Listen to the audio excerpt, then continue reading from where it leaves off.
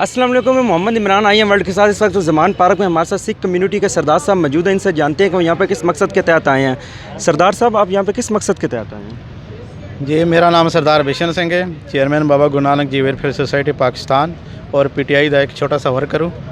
आज साड़ा जो मकसद है, परसों जो इस्लामाबाद पुलिस आई थी तो मैं शहर से बाहर था और सीनियर क़यादत ने मेरी ड्यूटी लगाई, बाहर कैंप में मैं बैठता।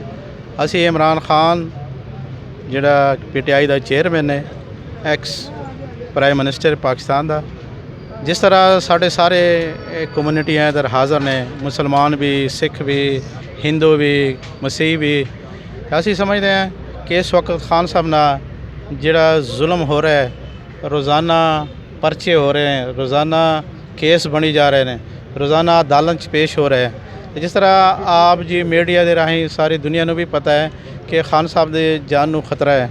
इस वक्त सिक्योरिटी के जिस तरह पाकिस्तान हालात बने हुए हैं, मौजूदा हुकूमत को कोई चीज़ तो संभाली नहीं जा रही है। तो हम आए हैं इधर, खान साहब के सिपाही हैं, इधर असी बिल्कुल खान साहब के नाल शाना बशाना खड़े हैं। वो पूरा असी तन मन तन दे नाल खान साहब के यकजहती हाज़र हाँ। इंशाअल्लाह खान साहब का कोई भी कुछ नहीं बिगाड़ सकता। अल्लाह के हुक्म नाल नेक्स्ट इलैक्शन जिहड़े आ रहे हैं, ये भी खान साहब दोबारा बड़े अक्सरियत नाल कामयाब होंगे, पंजाब दे विच भी और सेंटर विच भी। जो इस वक्त झूठे मुकदमे बनाए जा रहे हैं, केस बनाए जा रहे हैं, खान साहब एक निडर बहादुर बंदा है, उसको कोई फ़र्क नहीं पड़ रहा है। सरदार साहब, आपकी 13 करोड़ कम्युनिटी के लिए जो करतारपुर राहदारी का रास्ता खोला गया, इमरान खान साहब के अलावा तो ये कोई काम कर नहीं सका। आपकी सिख बरादरी किस कदर इस टाइम इमरान खान के साथ खड़ी है?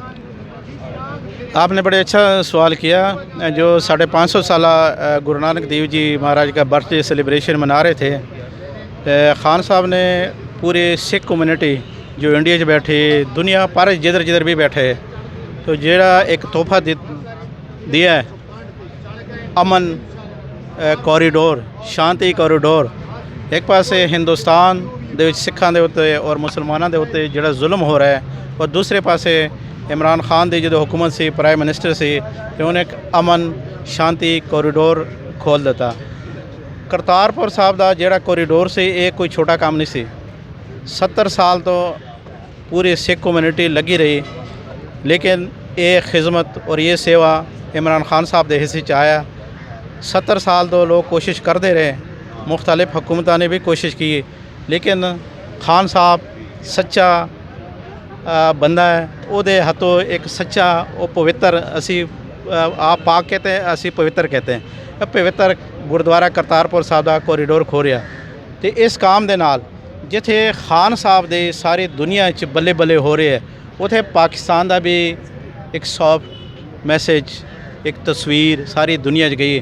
खास करके जिहड़े इंडिया प्रोपेगंडा कर रहे थे, वो दुनिया प्रोपेगंडा हो रहे थे कि मुसलमान तंग नज़र ने, उथे माइनॉरिटी ने हकूक नहीं। तो आज करतारपुर साहब कोई एम्बेसडर नहीं कि वो नहीं गया है, UN दे जनरल सैकटरी करतारपुर साहब गए है, जिहड़े दुनिया के लोग उथे आके एक अच्छा मैसेज लैके जा रहे हैं। पाकिस्तान दे भी नेकनामी है और पाकिस्तान एक अच्छा मैसेज जा रहा है। सर, आप लोगों की सिख कम्युनिटी 13 करोड़ से ज़ायद है, आप लोगों का हक है खालिस्तान बनना। खालिस्तान तरीक को किस कदर कामयाबी की तरफ देखते हैं? मैं समझदा कि खालिस्तान की जिहड़ी तहरीक है और कश्मीर के जिहड़े जदोजहद है, इंशाअल्लाह जारी रहेगी। एक दिन ज़रूर आएगा, खालिस्तान भी बनेगा और कश्मीर भी आज़ाद होएगा। सर, सिंह बरादरी इस टाइम कनाडा जो फॉरेन कंट्रीज़ में बैठी है, पाकिस्तान में बैठे हैं, उनको क्या पैगाम देंगे? जिस तरह आपको पता है कि दुनिया भर दे विच इस वक्त एक तहरीक चल रही है वोटिंग दे, कनेडा वोटिंग होए, UK दे विच, इटली दे विच, सारे दुनिया एक वोट रजिस्टर्ड हो रहा है। असी कोशिश कर रहे हैं कि सारी दुनिया के सिख वो इंडिया के इन्ना प्रैशर पाए कि जिहड़े सिखां दा हक सच का मुतालबा है, हर बंदे नूं अपने हक वास्ते आवाज़ बुलंद करनी चाहिए। खालिस्तान और कश्मीर इंशाअल्लाह ये दोनों आज़ाद होंगे। टाइम बेशक लगेगा, लेकिन बननगे दोनों, खालिस्तान भी और कश्मीर भी इंशाअल्लाह असी आज़ाद कराएंगे। ये बोले सोनिहाल, बोले सोनिहाल, सत श्री अकाल।